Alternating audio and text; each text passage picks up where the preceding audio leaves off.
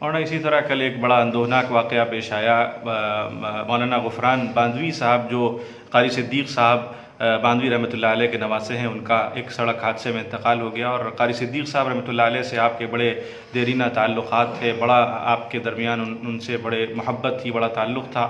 تو اس اندوہناک واقعے پر، اس حادثے پر آپ کیا فرمائیں گے؟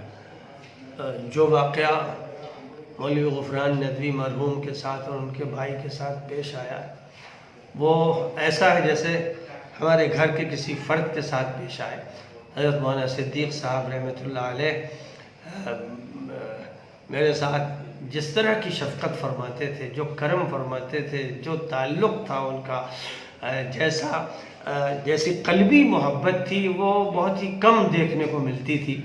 اور میں مولانا کی خدمت میں بھی بار بار حاضر ہوا، اور حضرت مولانا رحمۃ اللہ علیہ بھی ہمارے ہاں جامعہ سید احمد شہید میں کئی مرتبہ تشریف لائے، خطابات فرمائے.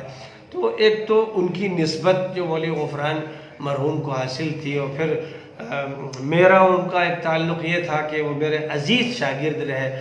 میں نے علوم حدیث مقدمہ ابن الصلاح ان کو پڑھایا، بڑے ذوق و شوق سے انہوں نے پڑھا، اور میں نے بھی خاص طور پر وہ اور ان کے کچھ ساتھی تھے جو میرے عزیز طلبہ میں تھے، اور میں خصوصی توجہ کے ساتھ ان کو پڑھاتا تھا اور عزیز رکھتا تھا.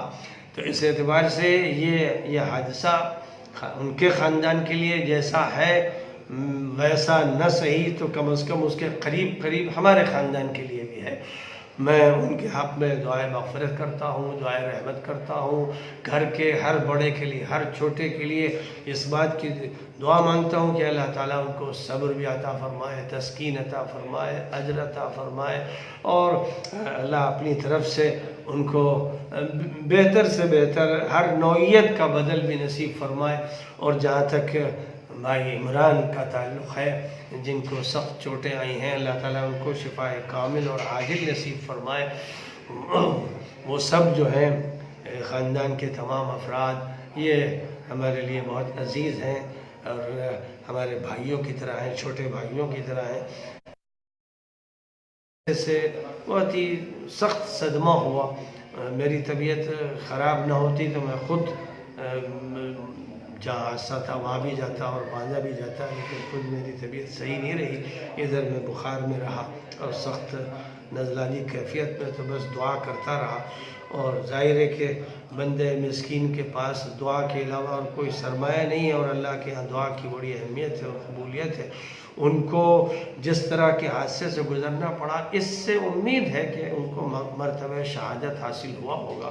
حضور اکرم صلی اللہ علیہ وسلم نے جن لوگوں کے لیے شہادت کے مرتبے کا تذکرہ فرمایا ہے، ان میں اس طرح کے حادثے سے گزرنے والے اشخاص بھی شامل ہیں. تو اللہ تعالیٰ ان کو شہداء کے ساتھ جمع فرمائے، ان کی روح کو شہداء کے ساتھ